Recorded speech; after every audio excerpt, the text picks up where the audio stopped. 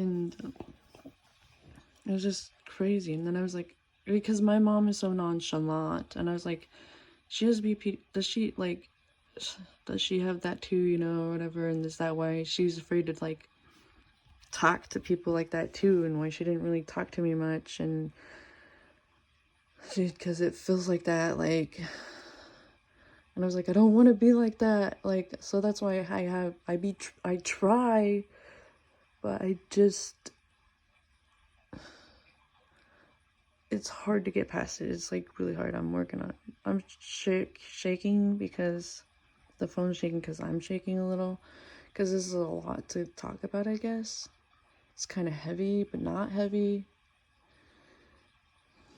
Some things are harder to like get out. I used to be way worse. I've come a long way since sharing my story. I started sharing my story about a year ago, like via videos and stuff like this. I tried a few years ago, I tried to just start doing that, like, yeah, 3 years ago, like typing it, but then I got scared and deleted it all because of all this drama with my in-laws, ex-in-laws or whatever.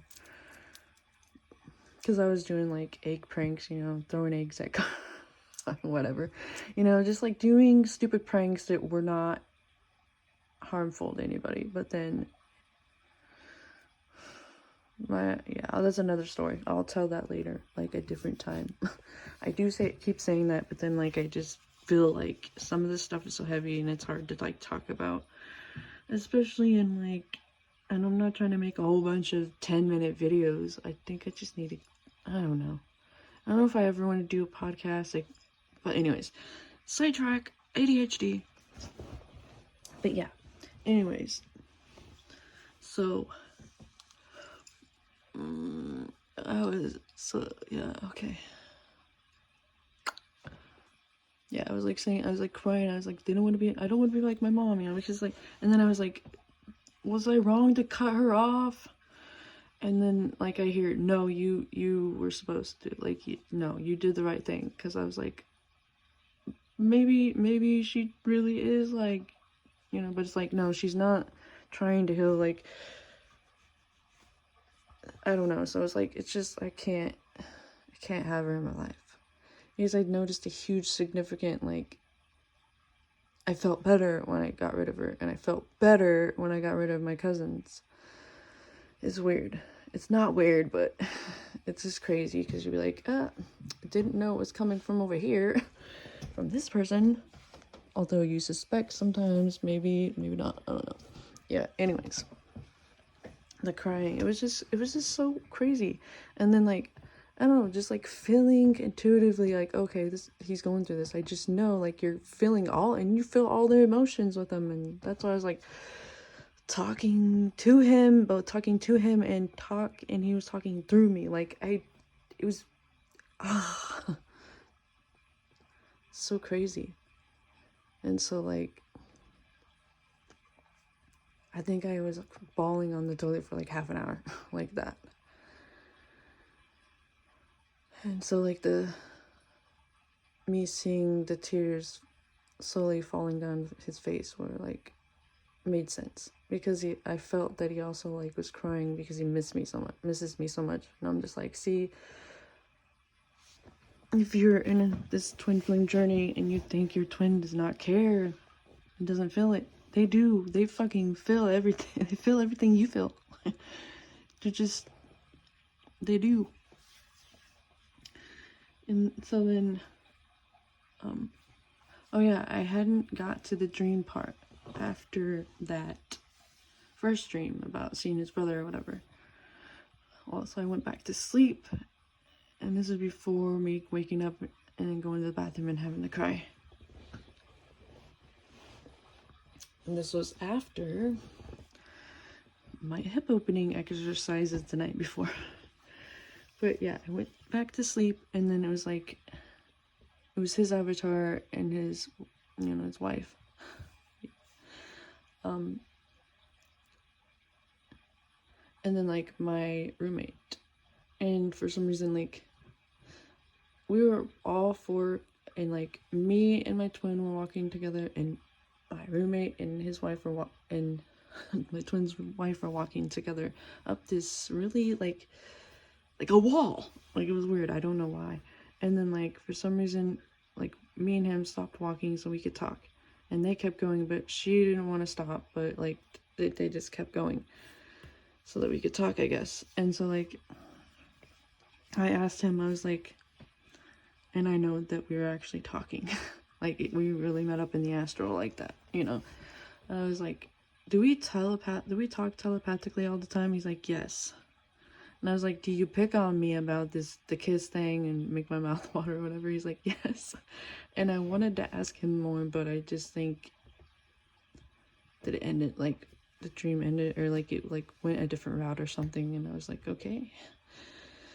But yeah, there was another time we had met up like that, you know. It's kind of rare, but because it's mostly energetically, but that's fine with me, you know. I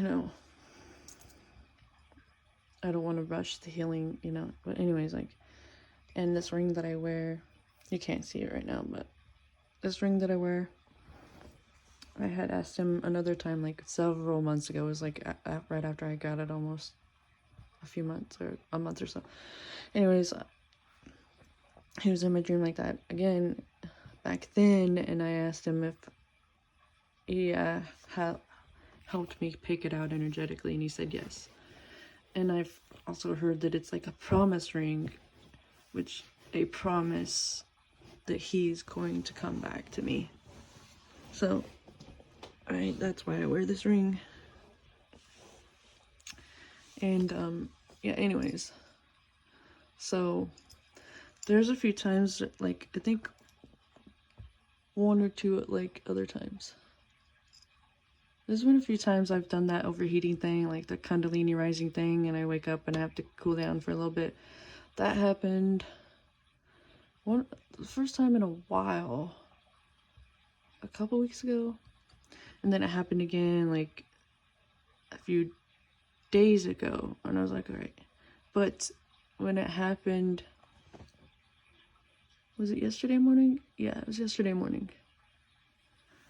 I intuitively just knew. I was like, no, this isn't me. This isn't my body.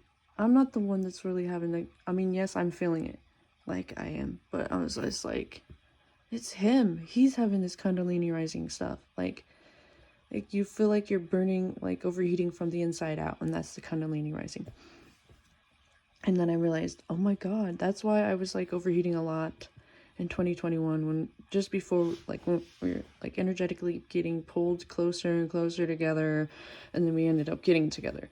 And then so I was like, I kind of had an inkling that like, okay, that's why it was the Kundalini between us, you know, like. And now I know, because like I just like intuitively I was like, no, that's him.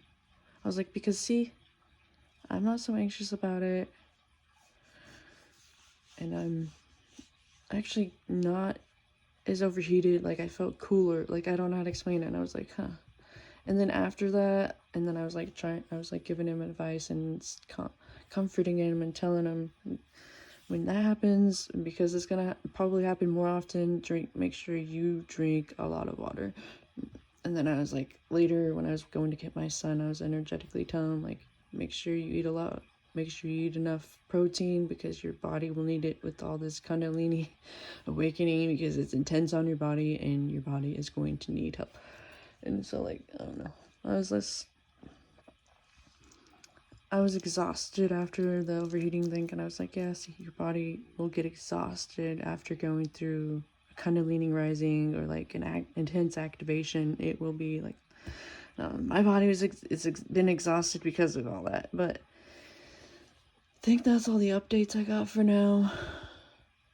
Just been feeling kind of somber today, like in rest mode. Kind of, we've both been kind of quiet, but also still talking here and there. But yeah, I think that's all the updates I've gotten. I made enough freaking videos, but yeah.